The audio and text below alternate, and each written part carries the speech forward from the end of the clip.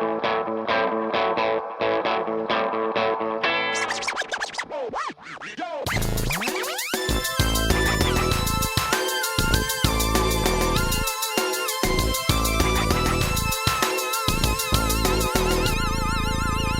to How We Heard It, the podcast about music, pop culture, movies, and more, with your hosts Wayne Bledsoe and Chuck Campbell.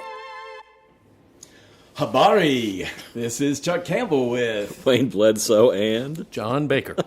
That was a little Swahili for everyone out there. I'm glad Swahili got in there. Swahili worked its way in there. That's from Kenya and Tanzania and Several countries speak other Swahili. countries, Congo. I think there are a lot of countries do the Swahili language. So hello, East Africa. Do we have any African listeners? Yes, we do. Wow, several countries. Yeah. And pretty amazing. From north to south. So we got them all. So, yeah, it is pretty amazing. Yeah. All right, so our topic today, I think we're going to go in really different directions, and it may even sound like we're on different subjects altogether. Maybe. I tried to once we started talking about it. I mean, I came up with this subject or this topic. Yeah. And then we started talking about it, and now I'm not exactly sure what I'm saying because I tried to adapt to what you were going with a little more. I don't think so. Both of you guys have kind of a love of music baked in, right? Right. And I've had a very different background from you two. Yeah. And the topic you came up with, you first said, name 5 albums that influenced changed you. That changed your feelings about music. Changed the feelings of music or changed you? Right. Okay.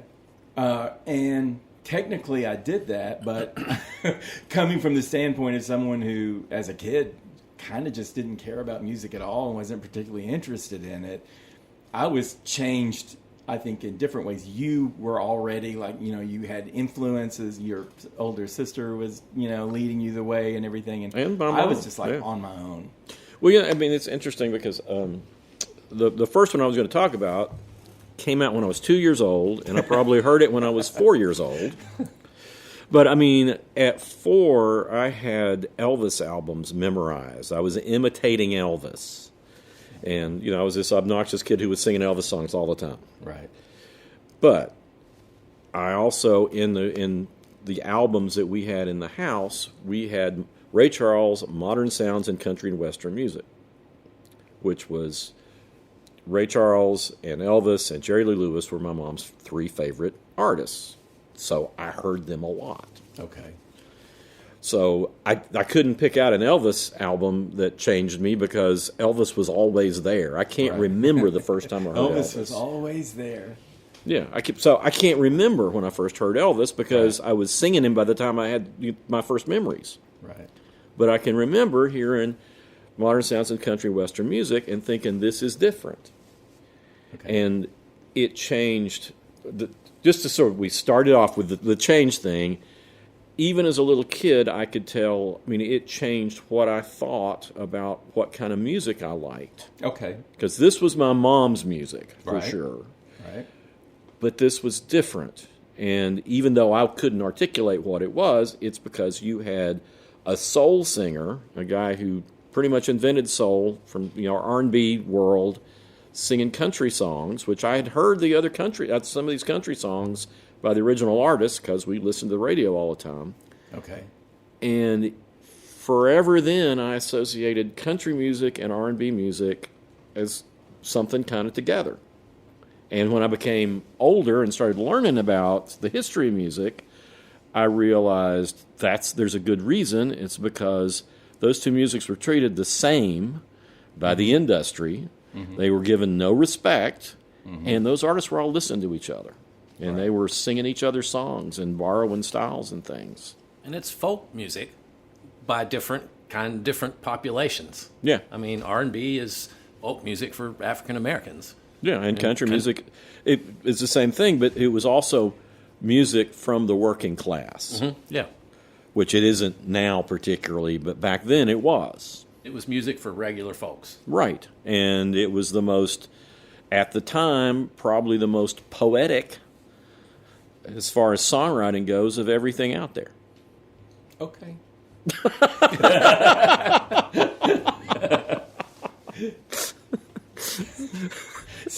Well, what can I relate to with that? Okay, so I had two households. I had my dad's, Right. and he did have albums, and he had Frank Sinatra, Dean Martin, and he had Hank Williams and Patsy Cline, and I recognized those as stuff that he sang.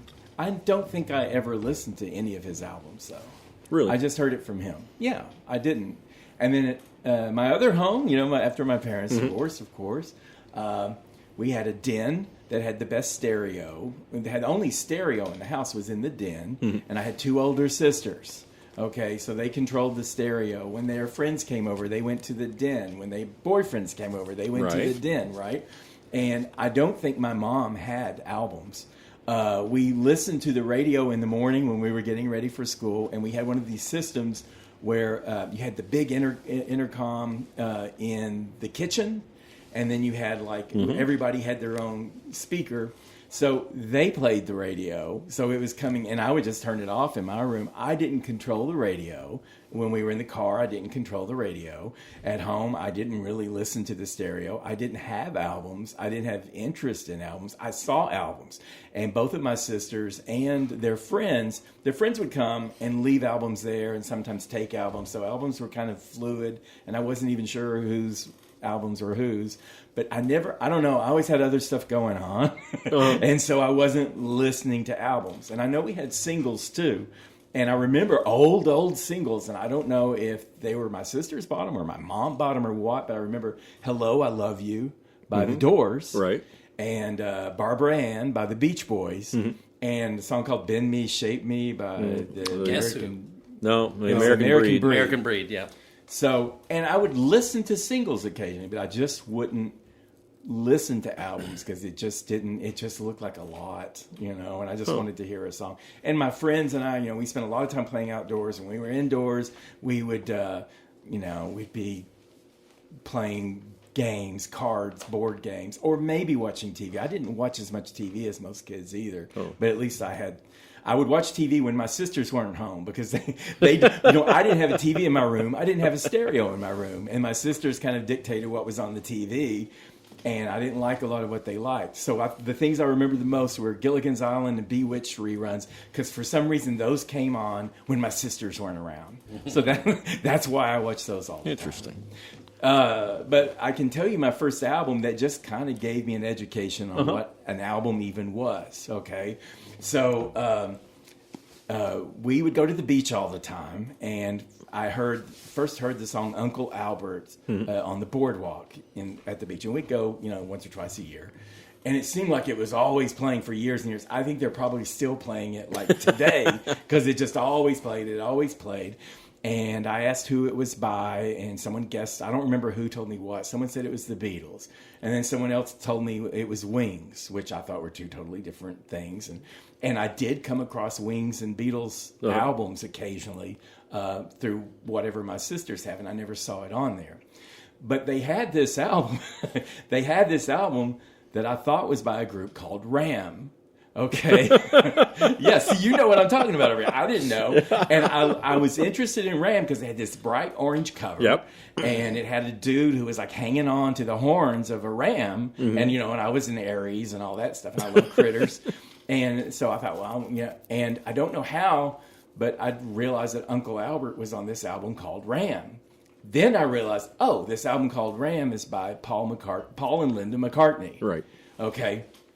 So I asked my sister, the mean sister, where this album came from. And she said that her boyfriend gave it to her. And I said, why? And she said, he didn't like it. He thought it was shit or whatever, And I said, well, why did he buy it if he didn't like it? And she said, I don't know. And that was the extent of our conversation about Ram. So I decided to listen to see if this was the same version of Uncle Albert. And it was. And then I found out, Paul McCartney was in the Beatles, and then he was, and it had been around, the album had been around for, it was all tattered and everything. So it had been a few years after Ram came out. But, so he was in the Beatles, and he did his solo stuff, and then he moved on to Wings, and it was all like in a bang bang thing. So I listened to the whole album, and I liked, what were the songs I liked? I liked a couple. It's a great record. Yeah, I liked a couple of the songs. I liked the Too Many People. That's what it started with. Mm-hmm. I liked that. I didn't like a lot of the songs. It seemed like a lot to have to listen to songs I didn't Did you like Backseat of My Car? That was one of my favorites. I thought that was all right. And then there was the Smile Away. Yeah. I like Smile Away. But most of them, I was like, but it was the first experience I remember actually listening to an album, and it was just because of Uncle Albert. And then I got the connection of how things are linear, and that you're in a band and you release albums every year, and then maybe you go solo, maybe you form another band. But that was like my first, I get what the concept of an album was. This is so funny because, by this age, it's like, I knew you were like, I already had a collection. Yeah. I bought the first solo Paul McCartney album. I bought the first solo albums by all the Beatles. Yeah. And I'd bought, I knew when every Beatle album was coming out after, say, I guess maybe Sgt. Pepper. Right. I kept up with, there's a new one out. And the people I was around, they didn't talk much about Beatles and Wings and individual members of the Beatles. So it's like I didn't get all that until I understood, where Uncle Albert came from and how it was just kind of in the middle of a spectrum of stuff. Well, it's so funny because I was into the Beatles' Death Clues when I was in the 4th grade. People who don't remember, that's like there was a rumor that Paul had died and the Beatles had put clues in their albums about his death to let people know, let the fans know what was really going on. Backwards masking. And, I bought the White Album, and I guess probably that same year, probably 1970, which it came out in 68. But yes, I was ruining that album by, I had a turntable where I could play it, I could, turn it backwards. Yeah. So, your finger. So you got your finger the spinning that record forever. And, man, my finger's getting tired. This is, Revolution Number 9 is like a 9-minute song. Or it's not really a song. It's a track, whatever it is. It's a sound collage. But supposedly, what does it say? Paul is dead man. Turn me on, dead man. Turn me on, dead man. Turn me on, dead man. And there's all sorts of things. And they're at the end of Strawberry Fields on the fade out. There's a weird voice that John Lennon claims he sang Cranberry Sauce. That's I Am the Walrus. But is it I Am the Walrus? But everyone else says I buried Paul. Oh yeah, it sounds like I buried Paul. If you want to believe that, until you hear Cranberry Sauce or I'm very bored. Either one. But there's a guy recently died who wrote a book on the Death Clues, who was a teacher in Oliver Springs. And it's funny because it's like when I interviewed him, it's like it brought it all back. Yeah. All these Beatle albums and searching for every clue on the album cover. That's the kind of nerdy kid I was while you were out playing sports. I was swimming and shooting basketball. We played horse all the time. I would play horse by myself if no one was around. So, I was just, like I said, I just had other things going on, not necessarily better or worse. I do wish, I thought, maybe we could do things we regret as a topic at some point. I do wish I spent actually more time listening to music and watching TV than I did as a kid, because I didn't get a lot of cultural references that, nerds like you had. Yeah, I got them all. I didn't know, and I still don't know, and that's why, I was really slow, as you'll find out, to even catch up to the whole concept of music and what it's all about. So. Well, I can. That's why I think we're going to have very different stories here. Oh yeah, we for sure. I don't know where you are, John. Probably more like Wayne, I can imagine. Well, I think the things I've got written down are a little more modern. I mean, okay, good, because I don't even have anything modern. See, my stuff is, the most modern thing I have is the '80s. Yeah, me too. I mean, I was cooked by. I have one I can mention. Yeah, but I was pretty much cooked by the time I started writing the column. So albums didn't affect me the same because I was hearing them all the time. Well, one of the first ones that I thought of when I was in high school and I first started playing guitar, mostly what me and my friends were listening to were the dinosaurs of rock and roll. It was, Emerson, Lake and Palmer and Yes and Led Zeppelin, and you had to have like sidelong, songs and play 1,000 instruments and everything. And the local radio station here, the commercial radio station here, WIMZ, Rock 104. Yes. They probably have the same playlist that they had when I was a kid. Like the Boardwalk, just playing the same stuff. But they were doing a thing. This was probably when I was a senior in high school, and I had started playing guitar and was really into that. And they said they had something like, smash it or trash it. You know, it's like, we're going to play this thing we've never heard before. You call us in and let us know. If you like it, we'll put it in rotation. If you don't, we'll trash it. Right. And it was REM, Radio Free Europe.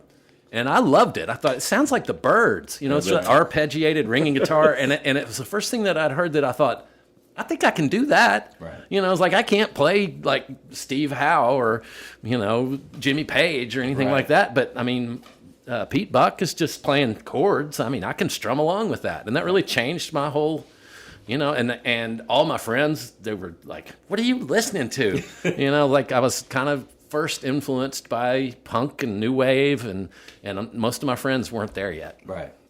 Interesting. So, yeah, and that's one of those good things about it. I mean, I was listening to all those people too, and when punk came in, I was kind of resistant to it, but it was like, it was such a breath of fresh air, because and those people who couldn't play their instruments figured out how to play different things that other people didn't play. Or different ways. Yeah, and it became, I thought it became great. Oh, it revitalized rock and roll. Yeah. Still is. Yeah. I mean, punk music is still having an influence. Well, the second album that I will say that changed the way I thought about things. What are you laughing about? Go ahead. No. Go ahead. I'm the one drinking beer. I know. You don't know what I'm drinking. Well, there's other people drinking beer. Well, that's true. But somebody left a copy. I think this was actually like my stepfather, one of his nephews, left Frank Zappa and the Mothers of Invention's album, We're Only in It for the Money. And it is, if you've never heard that album, it is a total mind blower because it's funny. It's really, really strange. He has all sorts of like modern, skronky kind of modern classical kind of stuff in there that's like ugly sounds. Okay. Yeah. And he'll write about anything. Yeah, and this was like, I mean, the cover made fun of Sgt. Pepper, and the inside, it was just this wild collage of different songs and sounds. I mean, my favorite as a kid was What's the Ugliest Part of Your Body? The conclusion is, I think it's your mind. Okay.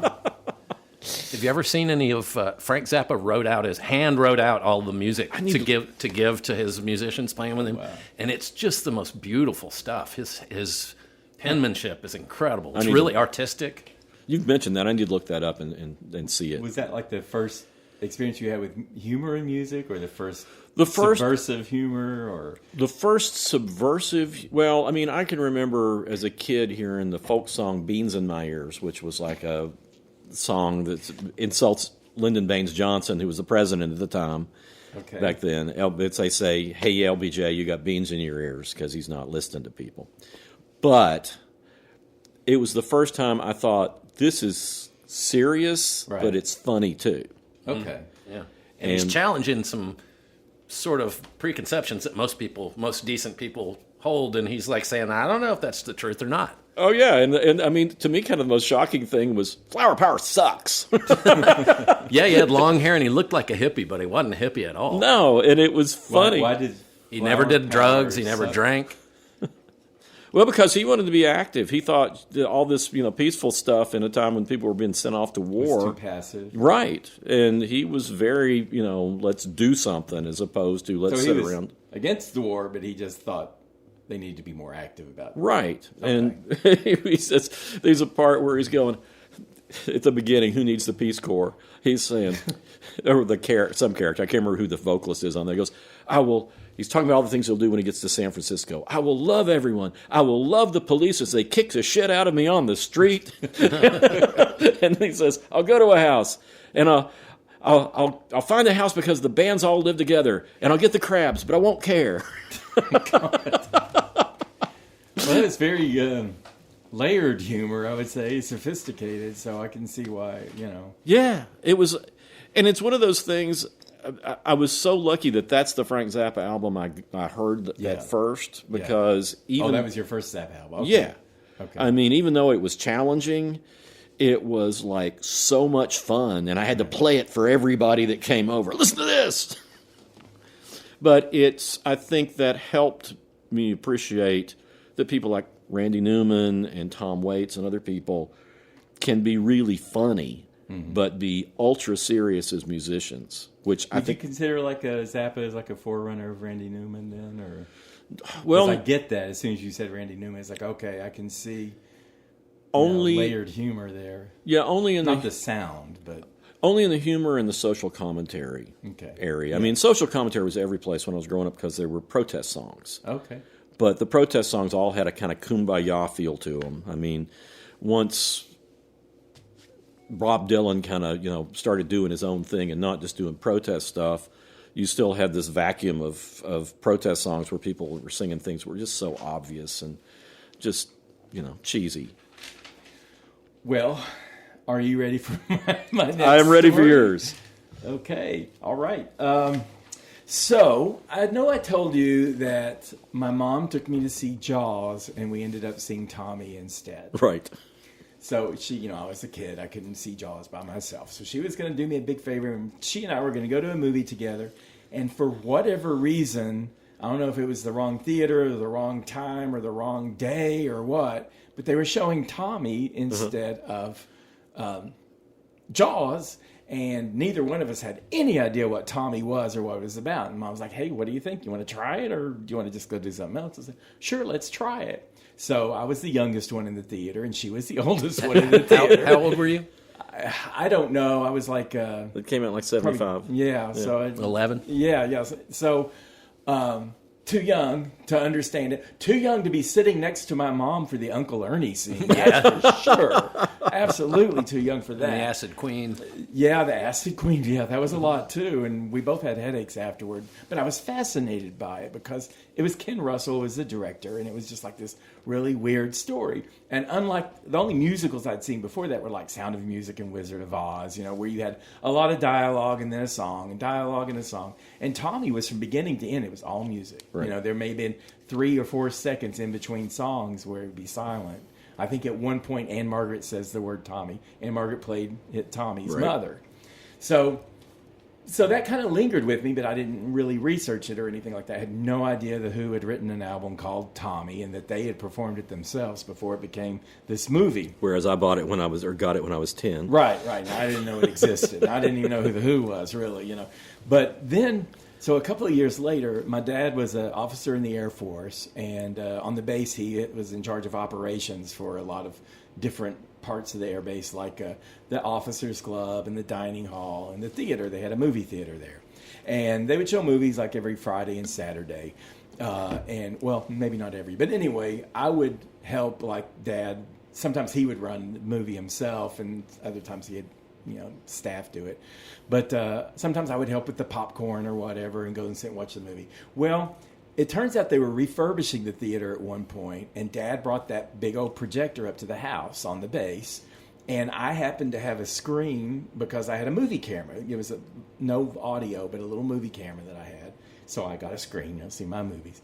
And the movie that came in that he couldn't show, and they gave him permission just to hang on to it until they got the theater refurbished, was Tommy. So I thought, well, I can watch Tommy. We didn't have VCRs and stuff like that. Yeah. So I could watch Tommy. So I broke that big old projector out, got my screen out. I watched that movie over and over and over. And I mean, I watched it so many times, and I tried filming it off with my little movie camera, and I audio taped it with my recorder. Didn't know there was a soundtrack. I should have known that. But again, I was still... This was only a couple of years after the Ram incident. See, I didn't know this. Yeah, so I was like, I knew every frame of that movie, and I still know every frame of that movie. And one of the things I related to about it, Tommy was more than anything to me, it was a story about the mother and son relationship. Yeah. Because she loved him more than anything. She was a hot, gorgeous woman, right? My mom was pretty. I don't know if she was Anne Margaret gorgeous, but she was definitely pretty. And she cared about, I was her baby, and I was her, and all that stuff. And she was flawed, and he was flawed, but above all, and then she ultimately sacrificed for him. She, spoiler alert for an ancient movie, but she throws herself in front of some people who are coming to kill Tommy, and they end up killing her by accident instead, and he survives. So it was a mother-son tale to me, and I related that to the fact that Mom and I ended up in there by accident, But anyway, what Tommy taught me, because of all the characters, because of the Acid Queen, because of the Pinball Wizard, and Sally Simpson, and the Doctor played by Jack Nicholson, and the stepdad played by Oliver Reed, and all the different characters in there. It told a really complex story in a way I'd never seen before, purely through music. No dialogue. It was just music from beginning to end, and I'd never heard music applied so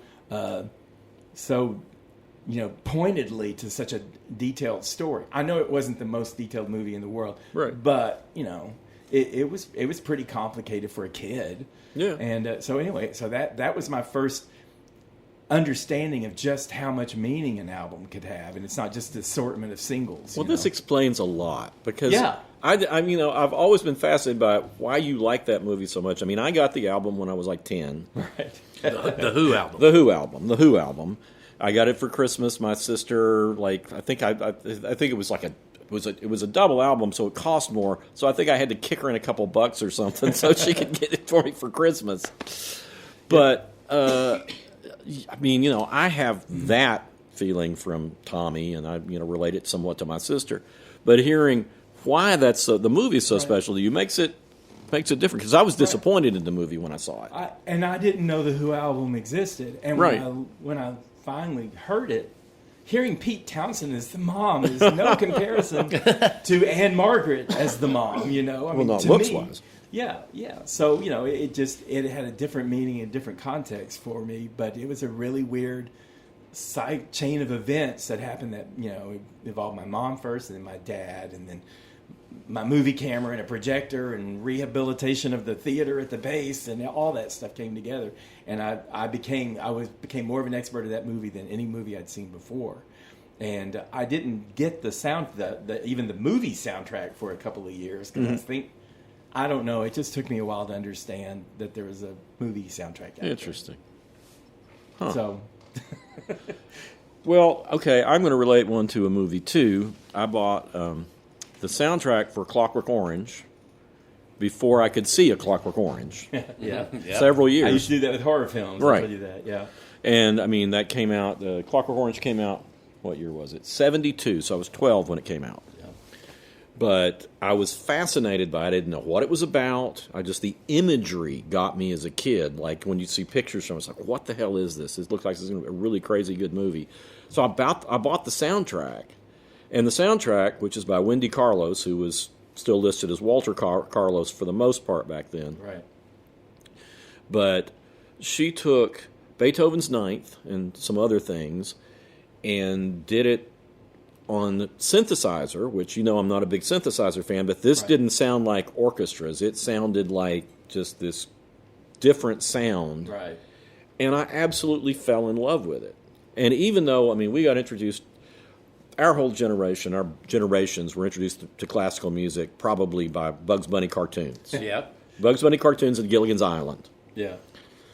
But when I heard this, I understood the power of instrumental music.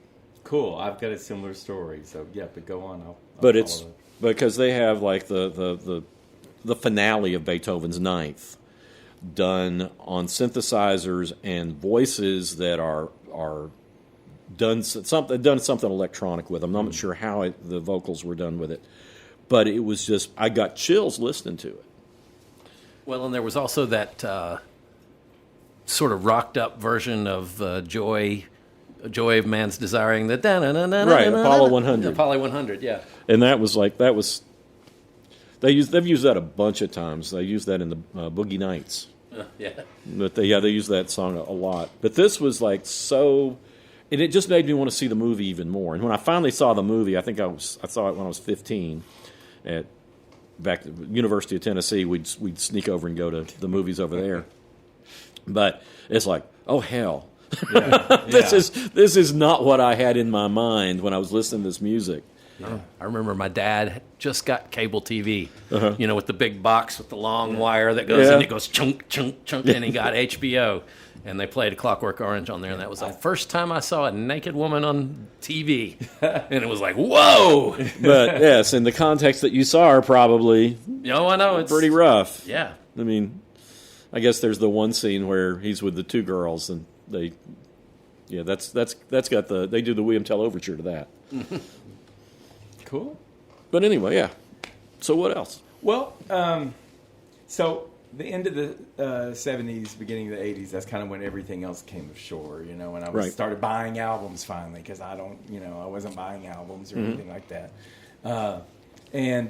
So I've mentioned before, I saw ABBA's Take a Chance on Me on the Midnight Special.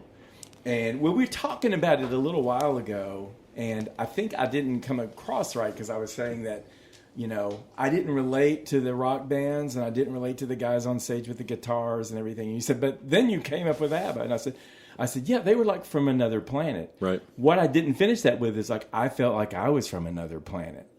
It's like I felt I had more in common than the dudes in jeans, singing about smoking weed and chasing girls and all that stuff. Interesting side note, by the way. Pete Townsend loves ABBA. Go ahead. Yeah, well, a lot of artists do. I mean, the thing about ABBA, and I didn't realize this at the time, and they'd had 4 albums, I think, before Take a Chance on Me came out. It was 78.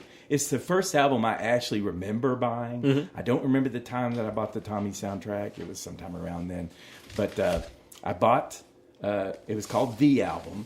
And I listened to Take a Chance on Me. And again, if I really like something like the Tommy movie, I just repeat it and repeat it and repeat it. Right. And the more I listened to that song, the more I realized just how complex the structure was of that song, the construction. It's like a Benny Anderson and Bjorn Ulvaeus are the men in ABBA.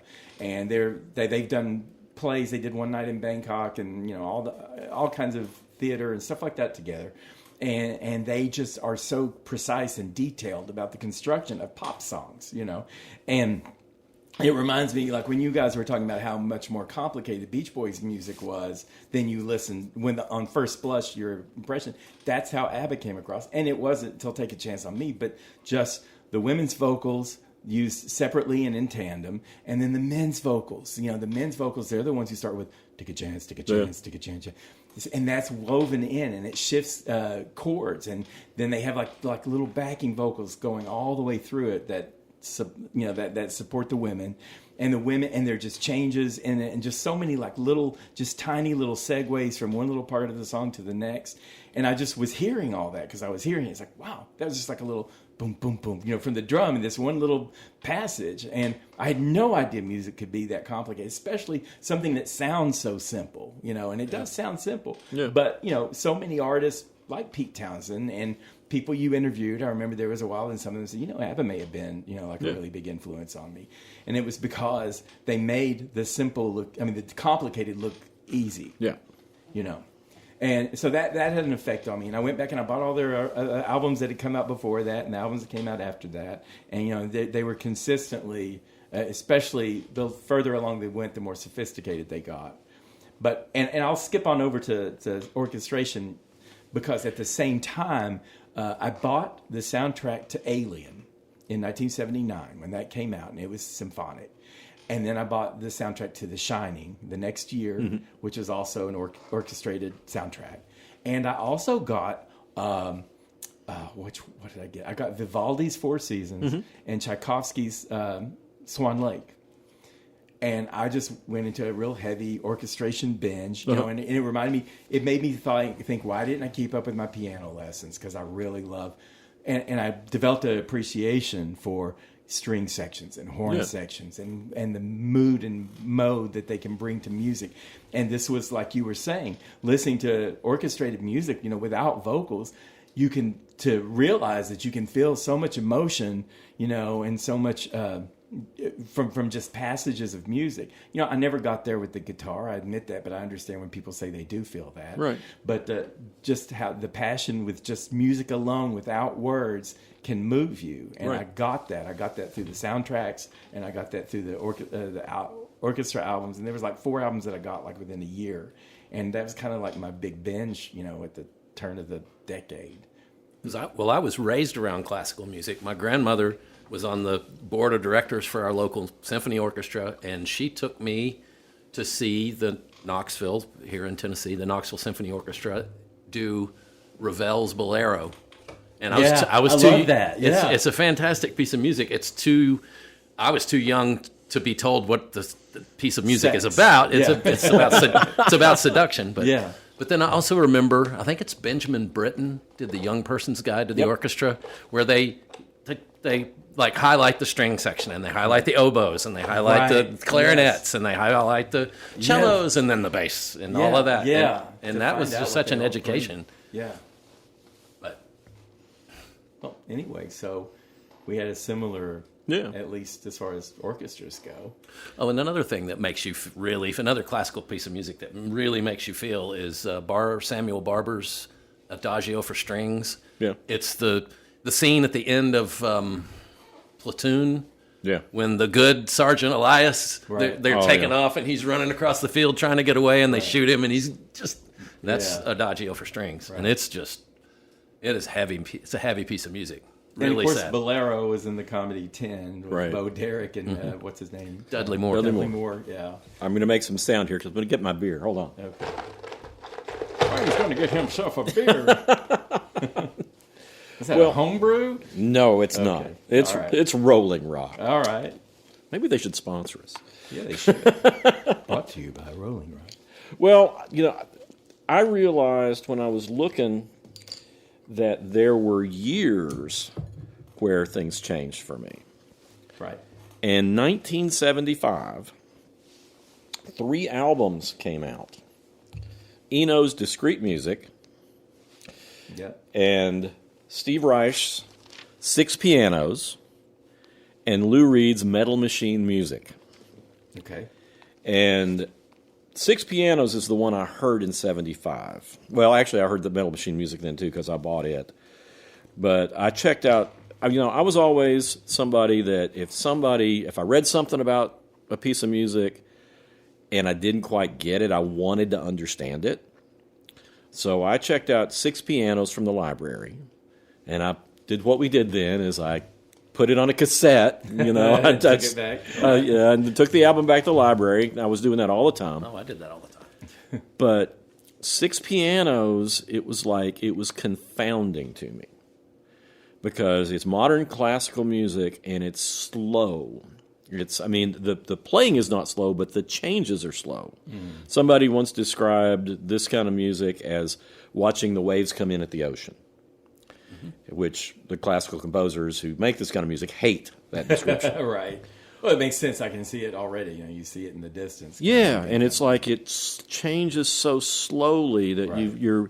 it's so different than what we're used to listening to melodies and stuff. But finally, I was driving at 15, but I got it in the car and started listening to it, and it was like I kind of got it. And I bought Metal Machine Music, which I hated. And I couldn't believe him. It was the thing. It's nothing but noise, basically. It's Lou Reed with feedback and tape loops, and I got it on 8-track, which is I might say it's the perfect way to listen to Metal Machine music.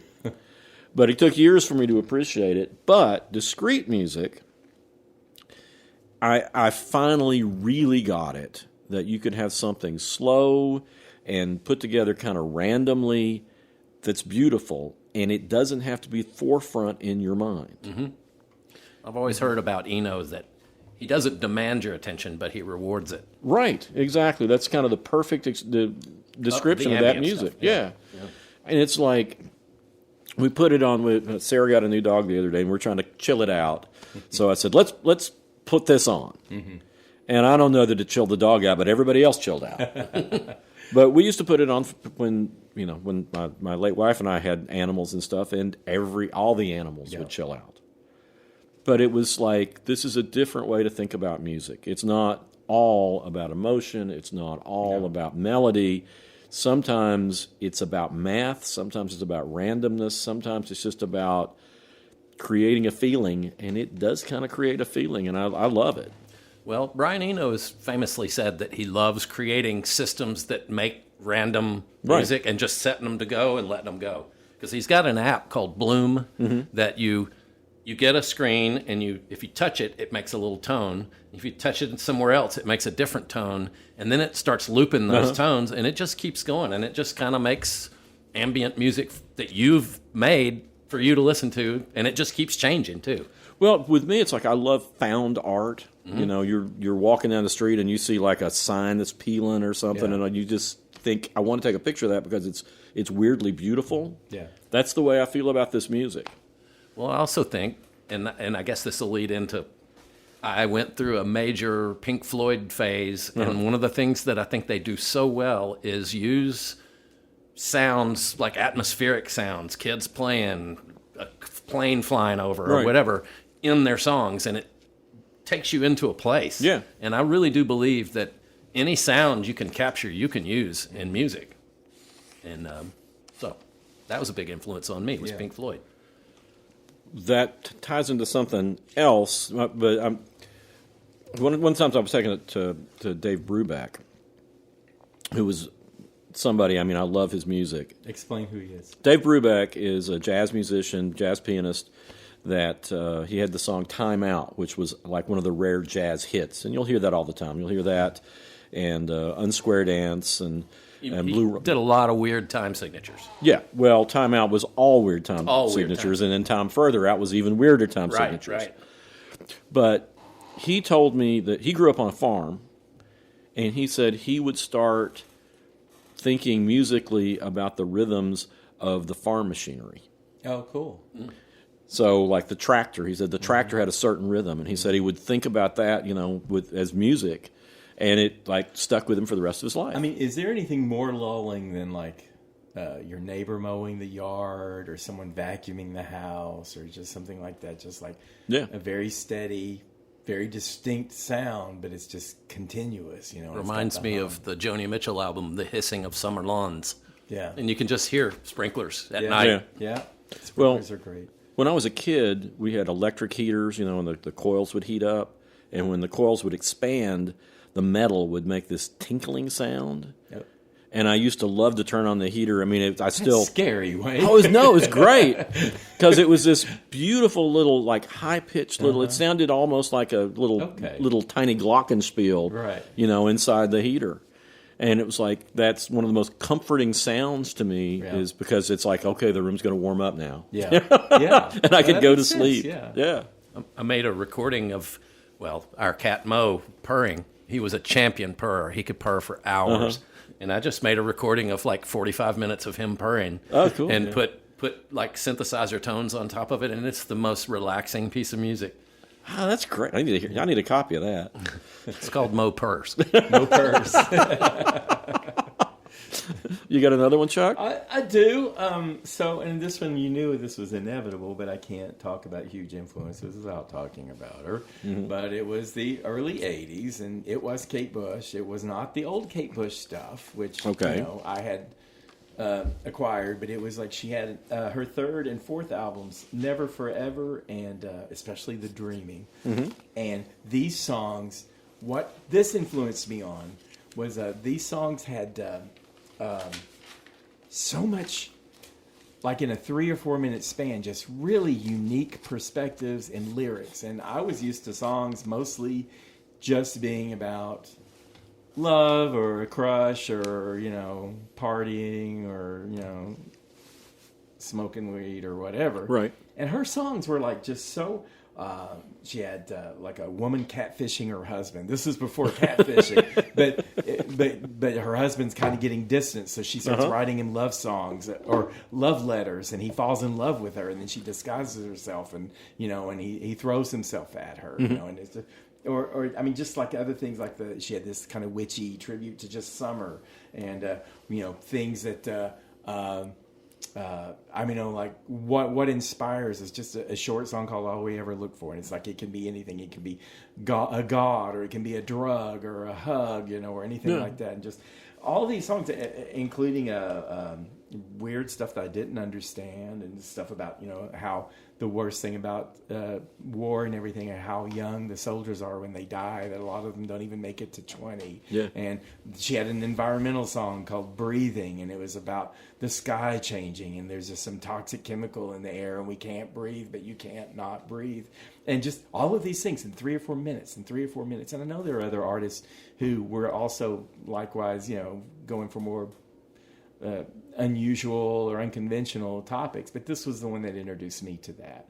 And listening to that and realizing that a 4-minute song can really hit depth and really hit you in the gut. And just kind of like, I think that between that and everything else, understanding what an album was, Right. understanding the power of instrumentation through, the orchestral music, understanding the techniques and everything to make a song stand exemplary with, like ABBA did, and just all of these different elements came together.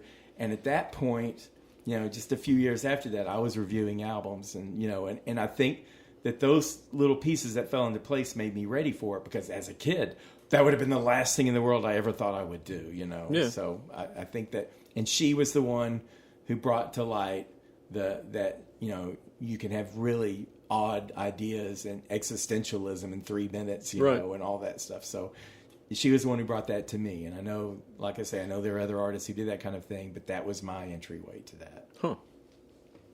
Well, go ahead. Oh. I have one that's a weirdly, maybe kind of connected. Phil Oak's Greatest Hits.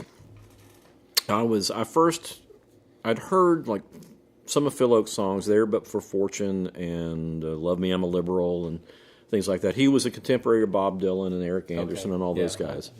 But he committed suicide in the mid-'70s. And I read a story about him, and I started getting into his music, and it was hard to find his music back then. You had to order an album. Okay. You had to look through, bins where people were selling albums and find them. Right. But I finally got Phil Oak's Greatest Hits, and I was fascinated. I think lots of teenagers romanticize suicide. Yes. And I think I did at the time. Oh, okay. But when I listened to Phil Oak's Greatest Hits, and then I went back and I got the album before that called Rehearsals for Retirement, I really got a sense of what mental illness is. Oh, interesting. Because, I loved his music. He wasn't as great as Dylan, but man, when he hit it, he hit it. Mm-hmm. And his final album, his final studio album, Phil Oak's Greatest Hits, it was a joke. He didn't have any greatest hits. He has a picture of himself on the front looking like Elvis, wearing the gold lame suit with a guitar. And, of course, he's supposed to be a folk singer. Everybody knows him as a folk singer. Right. And you turn over the album, and it says, 50 Phil Oakes fans can't be wrong. And for every one of the songs, there's like a gold record on, selling beside what the song listing is. Right. But it really got me where you could hear him just sort of disintegrating. Mm-hmm. And Rehearsals for Retirement, the album that came out before, but I heard it later, he has got some of the saddest songs you'll ever hear about somebody who's just kind of given up. And then you get Phil Oak's Greatest Hits, and it's kind of this last ditch. He's going back to rock and roll where he fell in love with music, and some of it's kind of country-ish. And then he ends it with a song called No More Songs, which was one of the last songs he wrote. And, man, the lyrics are just so incredibly sad. Mm-hmm. There's they've gone out of my head right now. But I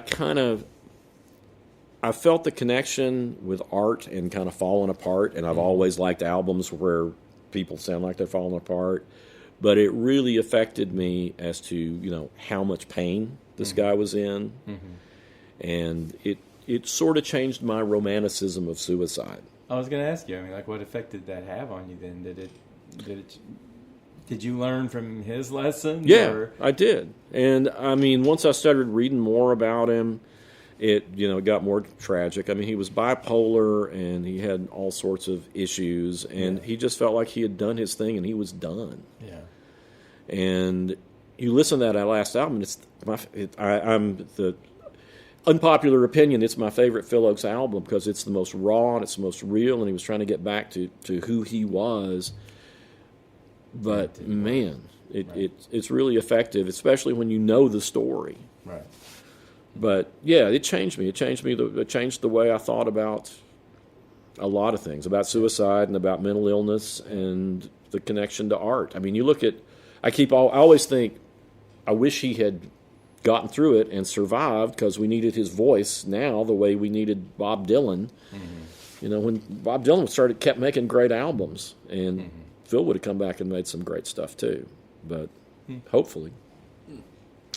But anyway, yeah, he was always one of my favorites, and it really changed me once I really got into it, and I got that album. I'd gotten all the others other than Rehearsals for Retirement before that, and some of it was so much fun. Yeah. And man, that's really hard. I mean, if you're like, just the pendulum swings so far, you know. Yeah. And I've reviewed artists. I was talking about Kristen Hirsch, not long ago, who've gone through a lot, and have a lot of issues and problems to sort through, and including suicidal artists and such. And I don't take it the same way you do. I just kind of like. I don't romanticize it. Right. I basically am always, I guess I'm just glad that that's not me, Yeah. More than anything. I don't relate to it necessarily. I mean, I'm not always happy and upbeat. I'm not a puppy, but, I tend to drift away from anything that brings me down. And right. when I do indulge in something that's really at the bottom, I appreciate what I have, Yeah. So. Well, I think a lot of teenagers, and I was definitely one of them, who were, think, oh, this is this romantic kind of thing that's like, oh, everybody will feel bad, and and I'll be out of the pain or whatever, and it's like, no, when you actually are listening to somebody that's really there, Right. It changes you. Yeah, it doesn't sound romantic at all. No. It's just like tragic. Yeah. It's just a disease. It's like Yeah. a physical disease, only, in the mind. Yeah, Or and- physical too. I mean, it is actually, Yeah. your brain cells aren't firing off like they should or Right. whatever. And that pain just radiates outward. I saw, like, the tribute concert to him that they played it on PBS, and all these artists that I knew and was crazy about, were all participating. And it's just the level of sadness in all those songs that were delivered. It was really affecting the whole thing. Anyway, on that cheery note, Let's see what can I do with that. Well, I stole some of my favorite albums from my sister. me too. And I did not. We had different types of sisters. And one of the ones that I stole from my sister was Queen Sheer Heart Attack. And the reason that changed me is because, and I've told both of you, you have heard me tell this story before, but not on this podcast.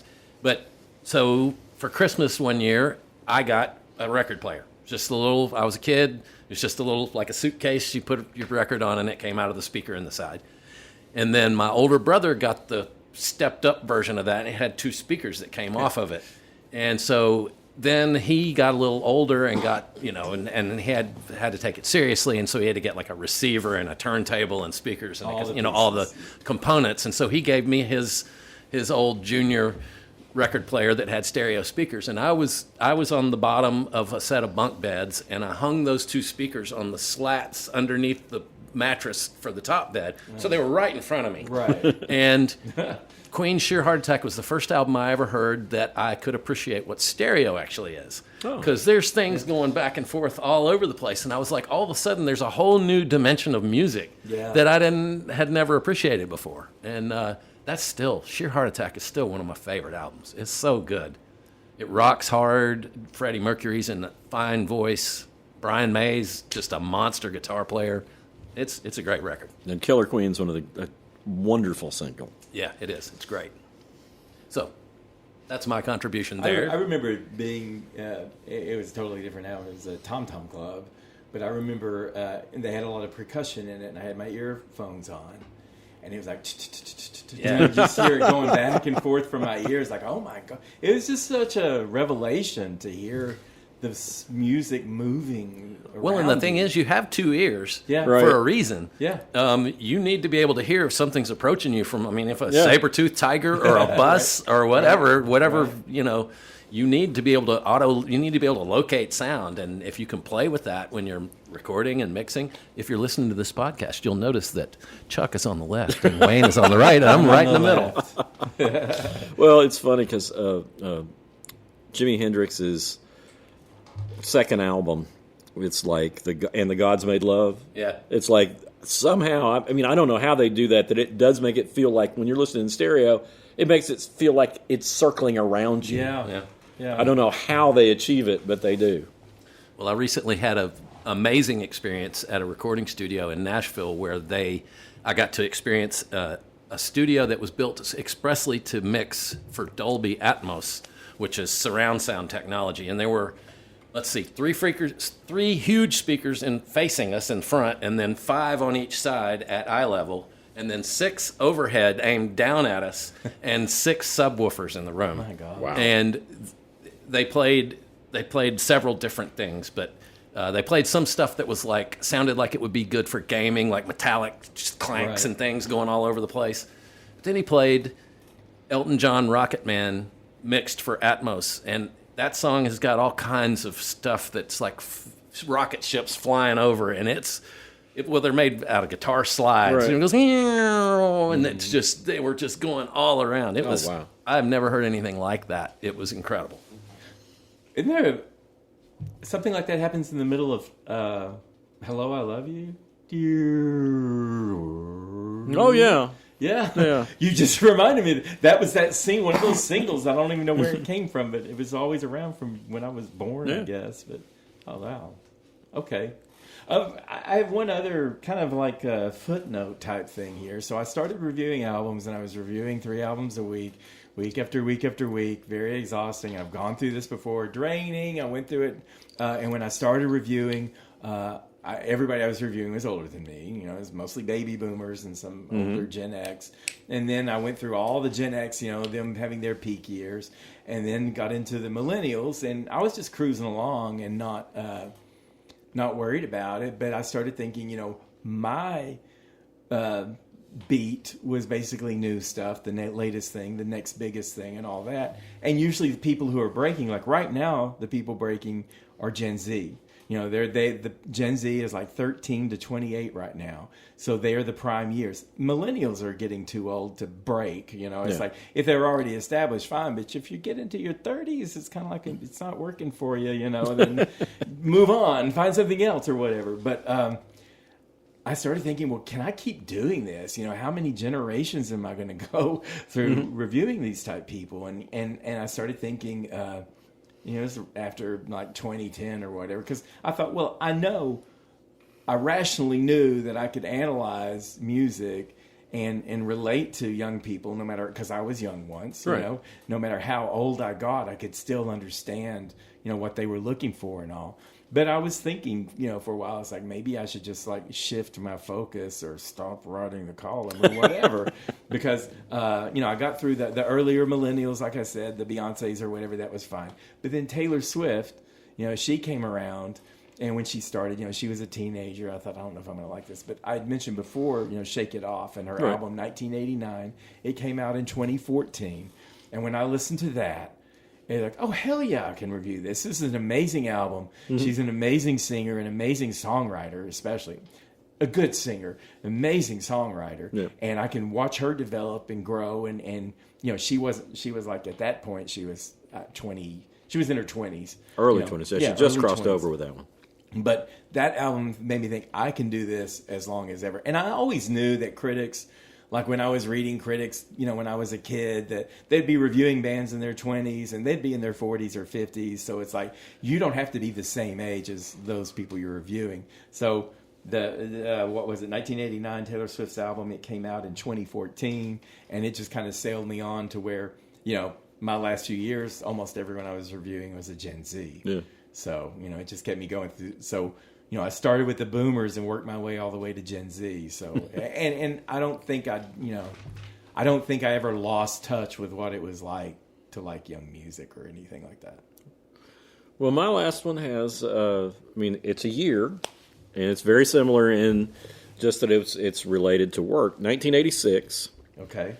I started writing officially for the paper I'd been writing a little bit about jazz and a little bit about country music because Betsy Pickle had the lock on rock music back then. She became full-time movie reviewer after a while. Yeah, it was movie before writer. Chuck. It was before Chuck.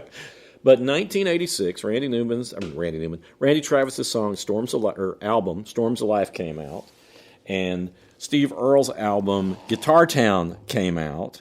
And Dwight Yoakam's Guitars, Cadillacs, etc., and Nancy Griffith's album, The Last of the True Believers, all came out.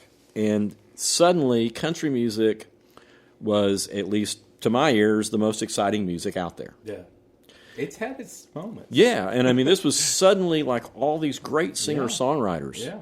And all these a new generation of Nashville songwriters came out. And they still appreciated like the Merle Haggards and the Waylon Jennings and the Willie Nelsons. Everybody was on the radio at once. They weren't on the fringe of country music. They were driving country music. Country music was receptive to that. It was suddenly like a music that appealed to young people.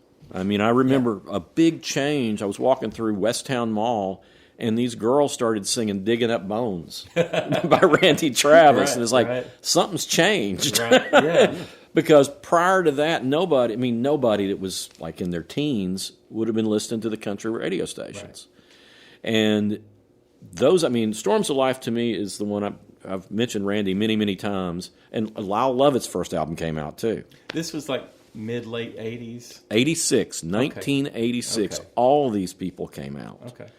And there was just this push to try to revitalize. So much innovation in music overall at that time. Yeah. Because you had the MTV years, and you had, like hip hop was starting to make waves and everything. So I think, it makes sense that country would also bloom during that time, because it was just like a great time period. Well, it was. I mean, rap was really getting a big foothold as being a dominant sound, and then, it was hair metal and rock.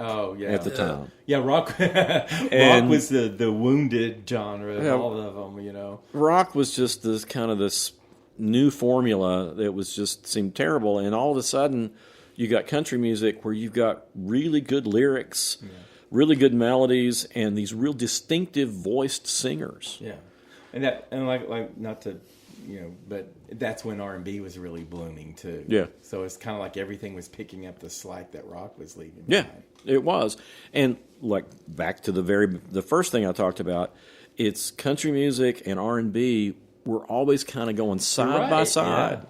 We did not plan that. We just circled back around to your first point and underscored it. Yeah, but it's interesting how things like that happen, and it changes. I mean, it changed me.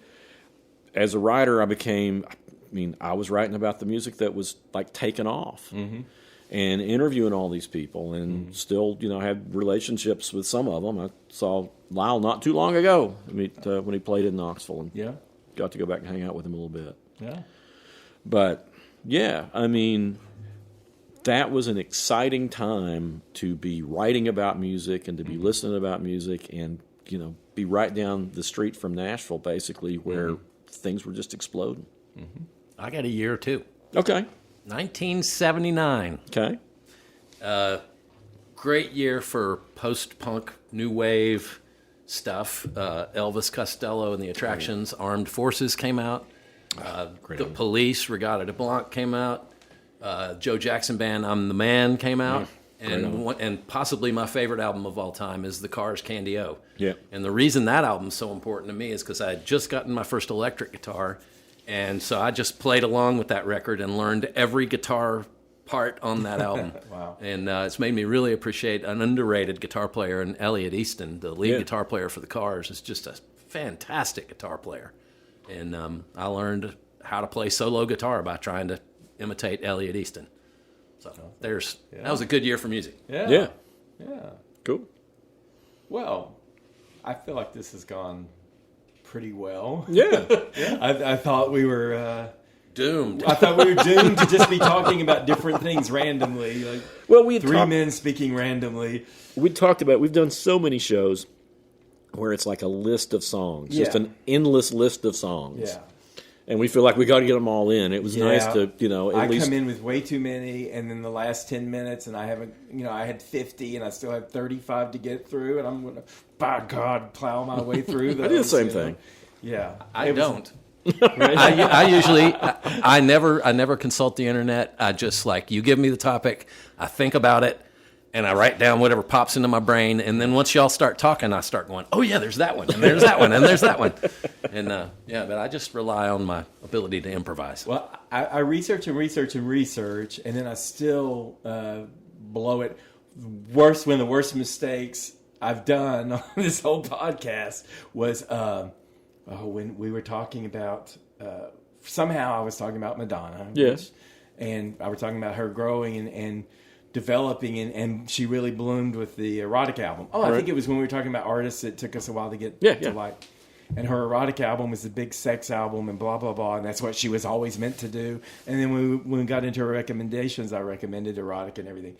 I called it Exotica every single time. Like when I was talking about her, I called it Exotica like didn't 3 notice. or 4 times. And then a recommendation, I called it Exotica. It's like, what kind of fan? There's some friends of mine. Yeah, what kind of fan is this? Like, oh, she was really great with that Exotica album.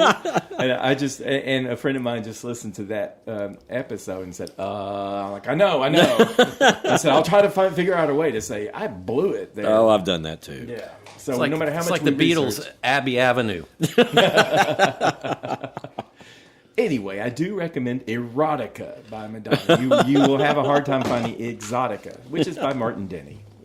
Well, speaking of recommendations, have you got a recommendation? Well, since I just brought up Lyle, I'd like to recommend his most recent album, the 12th of June, which is the date that his children were born. And I was afraid that Lyle was not going to release another album for a long time. Every time I would talk to him, he would say, "Oh yeah," because he was off a label. He was off Curb Records, which the name of that album was called "Release Me," and it's a good album. But Was that the intent? I mean, did he know he was getting? he was trying to He leave. wanted out. Yeah, Okay. and I don't know how many more albums he might have had contractually, but he went with Concord Records and released Me in 2022, and it's a really good album. Like I said, I was afraid he was not going to release anything else. Afraid he'd stopped writing songs, but it's got some great songs, including "Pants Is Overrated." Which is a concert highlight these days.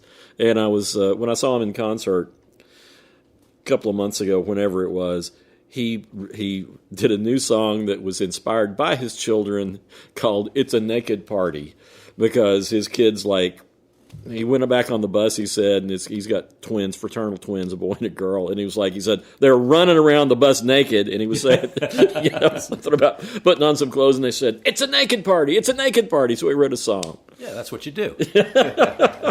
And it's a good song. He's always so funny live. Oh, yeah. He's just great with the crowd. He has more, as far as control of the audience of anybody I've ever seen, to be so quiet on stage. And he has the command of the stage. He has so much charisma. It's really funny. He's great. And a super nice guy. Hasn't changed since the 80s when I first started interviewing him. All right. So there you go. I got one that I just stumbled into, and I had heard their name many, many times, reading about early punk music and post-punk music in England, and it's the band The Slits. Mm-hmm. And I always just assumed they were going to be really obnoxious and loud and abrasive, and they're not that at all. They are very influenced by dub reggae, Yeah. and the lead singer, Ari Up, is that her name? I think that's her name. Yeah, I think so. And she's got this amazing voice. She can do so many things with it. She can sing just really childlike voice, and she can shriek like a banshee, and they do all kinds of rhythmic with chants and stuff going over the back of it, and it's very feminist for 1970, well, whenever it was. Yeah, The they album, were, it's yeah. called Cut, is the first album they put out, and I've just been listening to it over and over again. It's so good. Yeah. That's a good one. I've got one in my my usual. I'm digging up, rock women that you've not heard. It's a band called Linoleum. They came out in 96, 97 with a debut album called Descent. And it's a London band. There's only the lead singer is the only woman in this band. Sometimes, they're all women. Right. But her name is Caroline Finch. And she has this very calm voice. And she's like this steady voice in just raucous, crazy music. And the first song on it is called Marquis. And it's this raucous, like I said, dissonant guitars, very guitar oriented, very hard and everything. And she's got this really calm voice. And She caught me at the beginning because the very first line is, he wakes up shaking with half a tooth missing. That's a great opener. Yeah. And she said, lifts his head and feels the aftermath kick in. It's like fuzzy guitars and everything. And later on, the chorus, the hook of it is just each time he says he won't do it again, but tonight he knows he's going to do it again. So it's just a self-destructive guy who's going out partying too hard and all that. But today he woke up with half a tooth missing, or half a tooth missing, as she says. And it's got a lot of other great songs on there. The title track is kind of melancholy. And there's a song called Ray Liotta, which is just this careening song, and it's a lot of fun. And they have an ominous one called She's Sick, which I really like too. Anyway, I would definitely recommend starting with that first song, Marquis. They were only around for 2 albums, and then the guy, her partner in the band, went on to join Elastica, who I've talked about before. Yeah. And they had kind of a similar sound too. But Linoleum, the debut album, Descent, from either 96 or 97, I think it depends on which country you're in, and just start with that first song, Marquis, and see what you think. Well, I was going to recommend something different, but because of your story about Tommy seeing it with your mom, yeah, I want to recommend Don't Look Now, 1973 Nicholas Roeg film. It's a horror film based on a Daphne du Maurier novel, or novelette, I think. And I convinced my grandmother to take me to this movie. Oh, no. When's it from? About 1973. Donald Sutherland, Julie Christie, a married couple. In the beginning, their daughter dies. Oh, no. And he restores churches or different, great buildings, and they're in Venice right at the beginning of winter when the season has ended, and they begin think they might be seeing their daughter. Okay. And this movie is scary as all get out. It's a very slow build, but it has one of the most effective and beautiful sex scenes of all of the history of film. Wow. And you saw it with your grandmother. I saw it sitting beside my grandmother. And I mean, this movie the scene is so well done. It's intercut with sort of before and after while they're having sex. And it's, I can say as a 13-year-old boy seeing it, it was really effective. And watching it beside my grandmother was really, really uncomfortable. It was a movie where it was rumored that they actually did have sex, right, even though they said they didn't. I've been seeing stories about times that screen couples were really having sex, because I assumed it was always, faked. But I don't know that now, because it seems like they actually did have sex sometimes, so maybe they did. Well, they say they didn't, but it's also one of the sweetest sex scenes you will ever see. Okay. I like it particularly well because, most sex scenes in movies, it's like married people don't have sex. Right. It's always they're cheating on somebody, or it's before they get married. Or Uncle Ernie with Tommy. Well, he's fiddling about. Yeah, there was no child molestation in this. That was fun with Mom next to me. Well, that was the thing with my grandmother. And my grandmother was so cool. My grandmother was... I said something. I think I said something about it after the movie was over, or we were talking to an old couple there, and I think they were surprised to see a 13-year-old with his grandmother there. My grandmother said, "Oh, they always have to throw something like that in a movie."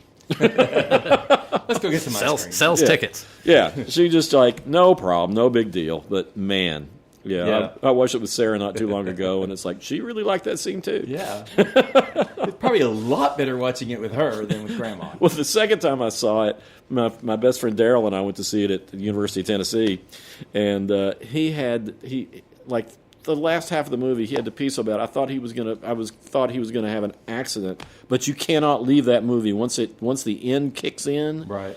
It is so suspenseful and so scary. Have you not seen it? No. Has it been remade?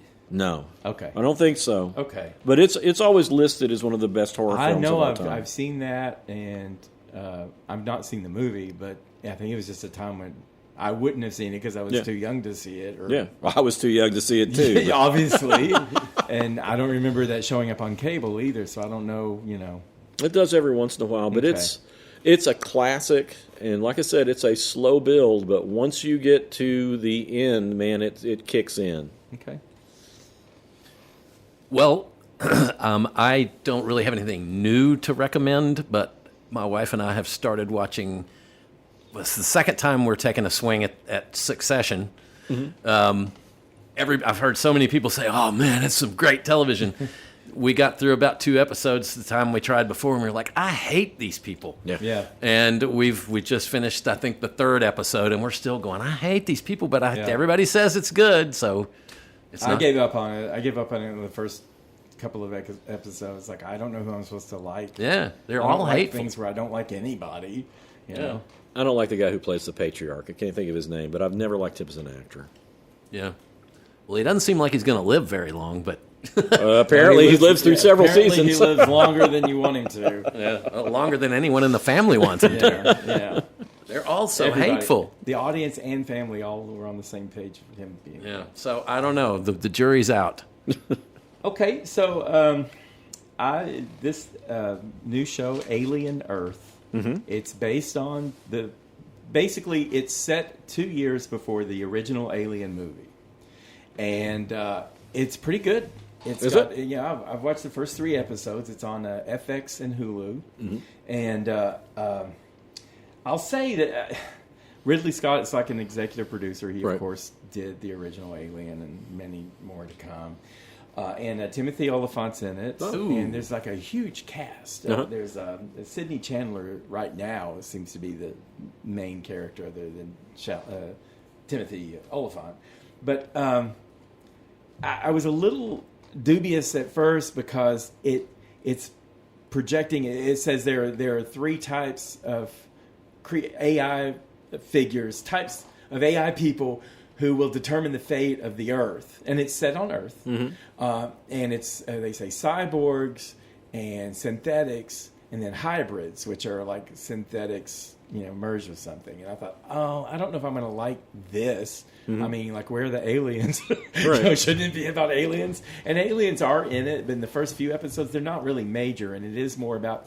But I was going to bail on it, but then I kept watching, and the hybrids are really interesting because what they do is they take children, like prepubescent children. They're not little children, but they're not developed yet. Right. And they're all dying, and they take their souls and put them into a synthetic body. So they have the souls and memories of humans, even though they've got a different body now, and they put them in the souls of like young adult bodies. So they're still children in their minds, or that prepubescent age. But then their characters are in adult bodies. So that's kind of an interesting twist, and they're more inventive as synthetics than the original synthetics, who are just pure synthetics, and the cyborgs. And early on, you've got a ship. It's similar to the first Alien. A ship crashes onto Earth and into a city, and like all these different groups. There are a lot of characters in this movie, but it's starting to sort out, and I like the way it's sorting out. The aliens themselves, there's not as much suspense from them as there was in the first Alien. But it's an interesting sci-fi, and you can see nods to the original movie all the time throughout it. Is it a movie or a series? It's a series. Okay. I've watched 3 episodes. I think the first season has 8 episodes. So, it's I don't know where it's going, but I'm interested, and I'm getting more interested as I go, because I was originally put off like, oh, well, who's going to win control of this? Oh, and another thing they do is there are 4 corporations that run the whole Earth. And then there's a 5th one. It's not too far-fetched. Yeah, I know. It's like, well, we're kind of headed that way. Yeah. But there's a 5th corporation called Prodigy, I think. And they're the ones that make these synthetic hybrids with the kids. And the leader of that company is like this real young guy who's real kind of abrasive and everything. And he's a trillionaire. And they're talking about trillionaires. So the trillionaires are running the world. So it's got a lot of twists and turns, keeping me interested. It's not like Alien. Oh, and the soundtrack is not like that wonderful orchestrated soundtrack. They use like, a Metallica song. I mean, they use like modern songs, although it's set like in 2020 or 2120 or something like that. We know those first two Alien movies are so good. They are. And, I mean, I watched Alien Covenant not too long ago, and I thought it was extraordinarily disappointing. Yeah. I mean, I can't imagine you've got this great monster. Can't you do something better with it? Right. Well, and they never have. And the aliens they have like interesting like little twists. Like I say, it crashes into this big building in a futuristic city, and at one point they're trying to get people out of the building. They go in and there are people who are having like a Renaissance 1600s party or whatever, and it's like really wealthy people. And they're like, don't bother us, we're not going anywhere. And then an alien gets loose in there, and they all end up like dead. And okay, I'm in. So yeah, there's like kind of a revenge, and there's an economic kind of thing going on. And, it sounds fun. Yeah, it's pretty fun. It's just not the jump scares of seeing their alien for the first time or knowing it was behind her. It's not got that in it. Well, doing something different. That's the great. And like I say, there are nods to the original because the spaceship that crashes was from the same company that Ripley's was. Right. It was the same setup, and you had a bunch of people laying in the little things that freeze them, and they're on a 65-year journey or something like that. And when it crashes, there's I don't remember if he's a synthetic or a cyborg, but he's like the only survivor, and he's trying to capture the aliens and deliver the aliens to one of these huge companies, that's already running the world. Yeah. So it's worth trying out, and it's got enough nods that you feel like it is part of that alien universe. Yeah. It's just got a different beat. All right, I'm going to watch it. Me too. All right. Yeah, it's not going to scare the hell out of you. I love sci-fi. So yeah, if you like sci-fi, it's definitely got that going on. Cool. Okay, well, let's get out of here then, and we'll come back again. Write us an email. Write us an email at howweheardit@gmail.com. Let us know what you think. Let us know. Write us from South Africa or somewhere in Africa. We had, I woke up the other day and it was like super early in the morning and no one in America was up yet. But our first two listeners were both South Africa. Cool. Really? So yeah. Amazing. So we got some South Africans, Well, we'd love some suggestions for topics. Yeah, suggestions for topics where, maybe we'll be on the same page. We just happened to work out on the same page today. Yeah, it worked out. I didn't think we were going to.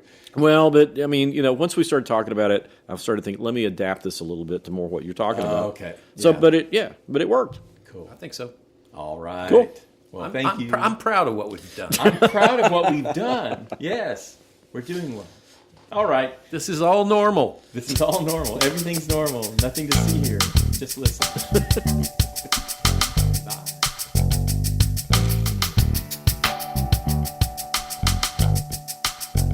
You've been listening to How We Heard It with Chuck Campbell and Wayne Bledsoe, a podcast about music, movies, art, culture, whatever it is that's on their mind.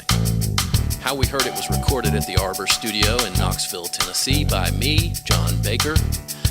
How We Heard It is a Cozy Planet production. If listening to this podcast has given you a burning sensation, then we recommend you sit in a hot tub until your symptoms fade away. If you'd like to reach out to Chuck or Wayne or even me, you can send an email to howweheardit@gmail.com. So thank you for listening, and come on back and we'll have another episode for you next week.